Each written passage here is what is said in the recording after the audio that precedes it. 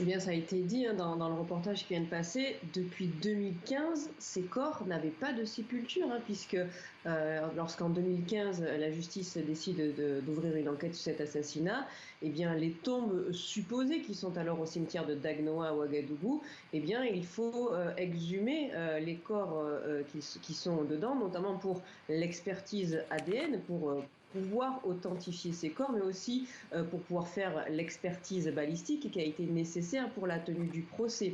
Et ces corps, eh bien, ils sont restés à la disposition de la justice jusqu'à la clôture du dossier judiciaire.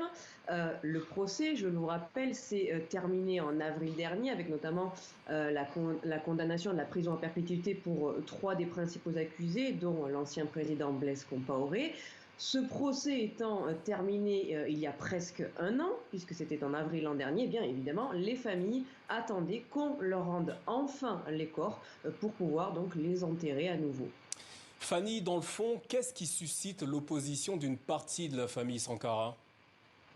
Et ce n'est pas qu'une partie de la famille Sankara. Vous avez aussi les familles des autres victimes. Eh bien, c'est ce lieu parce que c'est le lieu où ils ont été assassinés. C'est un lieu taché par le sang, pour reprendre les mots de Blandine Sankara, l'une des sœurs de Thomas Sankara.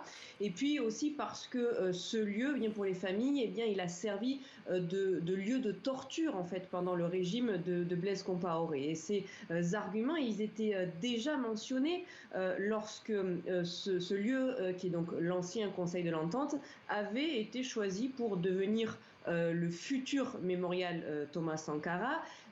Vous savez, dès la fin du procès en avril dernier, eh bien, les familles s'étaient réunies pour demander que ces inhumations se fassent dans un autre lieu. Elles avaient notamment proposé que les corps reviennent au cimetière de Dagnoa, une demande qui a été rejetée donc par les autorités militaires, et selon des sources, eh bien, c'est justifié parce que le plan du mémorial a prévu la place de l'inhumation dans ce Conseil de l'Entente. Enfin, Fanny, qu'en pense l'opinion burkinabé? C'est la fin à la fois d'un long chapitre judiciaire, mais surtout c'est une page de l'histoire nationale qui se tourne enfin.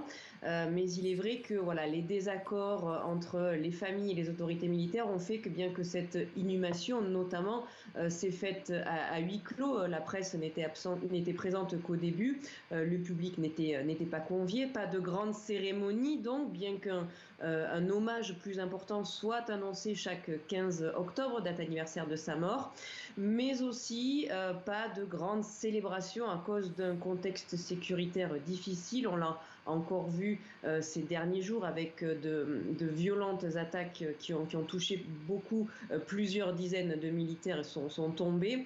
La période n'est clairement pas à la fête, et voilà, ça explique aussi pourquoi cette inhumation s'est faite dans ce contexte un peu à huis clos.